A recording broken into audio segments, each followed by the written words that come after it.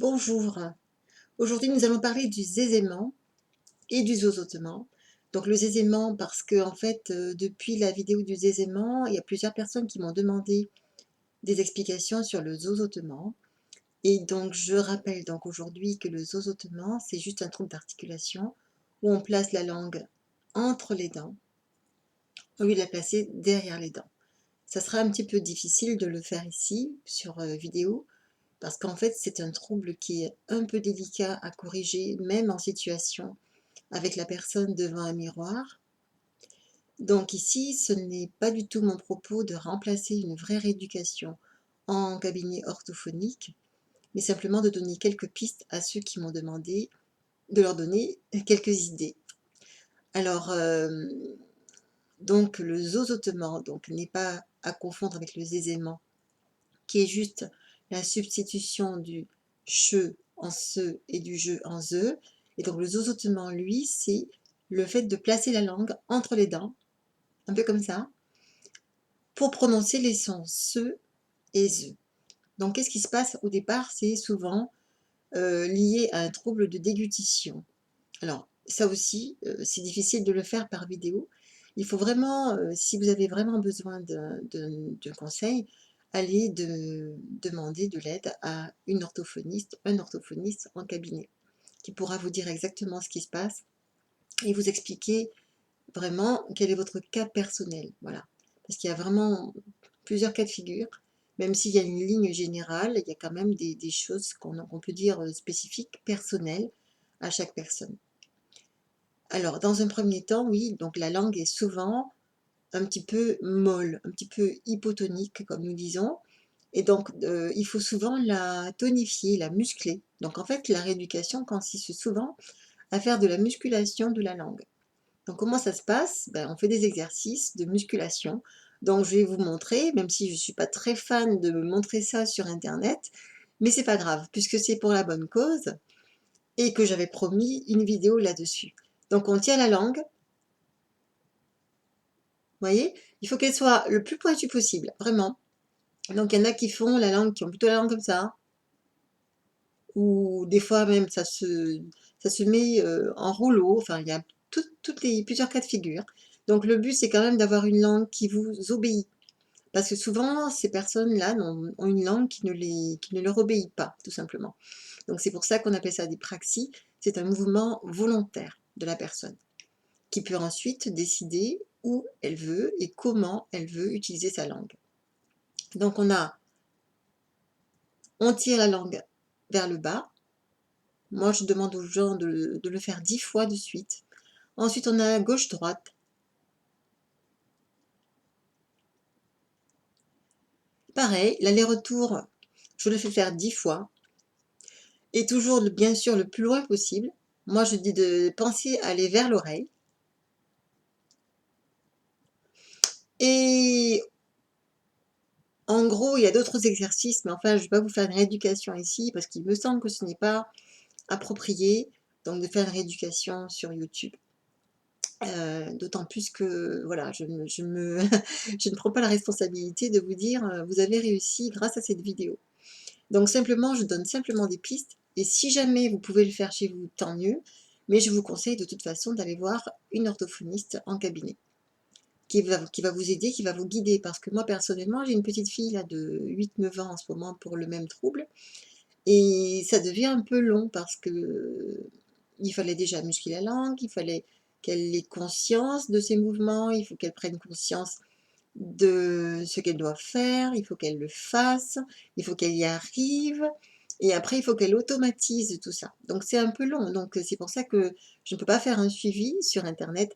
Donc aux personnes donc, qui m'ont demandé cette vidéo, je le répète bien fermement. Voilà.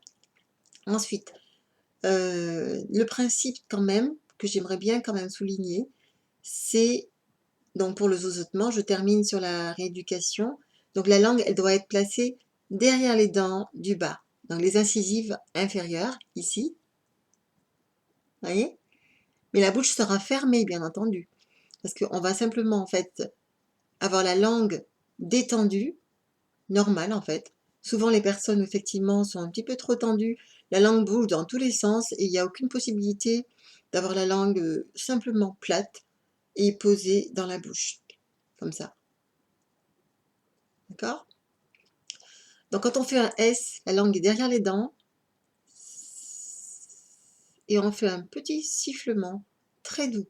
Alors voilà ce que je voulais surtout dire ici, c'est que souvent dans les rééducations, parfois j'ai rencontré des personnes qui avaient été rééduquées avant moi, avant de venir chez moi, soit pour le zézènement, soit pour le se, etc.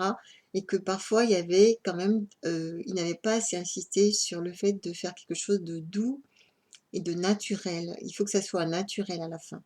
Si vous avez des personnes qui, après une rééducation, ont toujours la bouche ou les mâchoires contractées, ou quelque chose vraiment qui n'est pas naturel et qui les rend un peu robotiques, ce n'est pas, à mon avis, une bonne rééducation.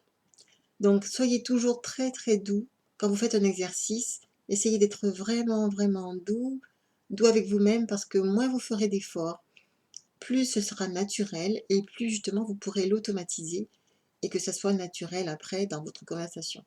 Donc, il vaut mieux passer beaucoup de temps à bien installer la bonne façon de faire les sons plutôt que d'installer rapidement les sons et ensuite d'avoir une automatisation qui ne serait pas très naturelle. Voilà. Enfin, moi, c'est mon avis. Et donc, puisque c'est moi qui fais la vidéo, je le partage avec vous. Alors, par exemple, quand je demande de siffler, c'est vraiment un tout petit sifflement. Souvent en souriant quand même. Et la personne doit s'habituer à faire plusieurs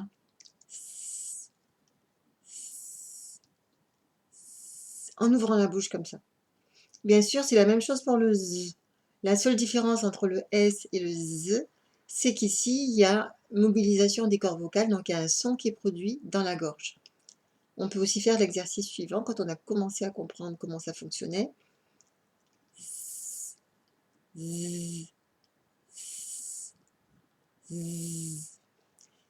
Autre chose, il ne faut pas oublier en même temps de travailler les associations entre le S, le Z, le CHE, le JE. Voilà. Par exemple, S, CH, S, CH, ou S, CH, S, ou CH, S, CH, etc. Donc tout ça pour, toujours pareil, pour automatiser et que ça soit naturel, et pour les mots comme sachet, chausson, etc. Tout ce que vous connaissez. Alors qu'est-ce que je n'ai pas encore dit? Je regarde mon papier. Oui, donc si ça vous intéresse, mettez en bas de la vidéo, si ça vous intéresse, que j'écrive un petit e-book par exemple, pour la tenue d'une rééducation, parce que je sais que ça n'existe pas, en fait, pour le grand public. Donc si jamais ça vous intéresse, bah, écoutez, ça sera une piste que je pourrais explorer. Ensuite, je vais vous terminer cette vidéo en vous donnant une petite phrase que je connais, que peut-être vous allez trouver sur internet, hein, qui est celle-ci. Donc quand vous aurez réussi à dire cette phrase, eh bien vous aurez tout réussi. Voilà. Moi, je vous avoue que pour faire mon concours d'orthophonie, donc avant de passer mon concours, je me suis entraînée à répéter cette phrase plusieurs fois jusqu'à ce que je la réussisse. Voilà. Donc, la voici. 6 chasseurs, juchés sur 6 chaises, chuchotèrent aux chasseurs malchanceux. Sois chanceux sans souci, et que se sauve chat chauve sous le sauge sèche. Pardon, sous les sauges sèches. Voilà. Je vais peut-être l'écrire en commentaire dessous. Donc je répète, 6 chasseurs juchés sur 6 chaises, chuchotèrent aux chasseurs malchanceux, sois chanceux sans souci, et que se sauve chat chauve sous les sauges sèches. Voilà, c'est terminé. J'espère que j'ai répondu à toutes les questions. Et bien sûr, je répète encore une fois que ce n'est pas une rééducation, que ce n'est pas le propos, que je voulais juste donner une piste à plusieurs personnes qui m'avaient posé des questions, et que je vous invite fortement à consulter un ou une orthophoniste qui saura vous guider dans votre cas spécifique. Voilà, bon après-midi ou bonsoir, excusez-moi, je suis l'après-midi là maintenant et à très bientôt. Merci.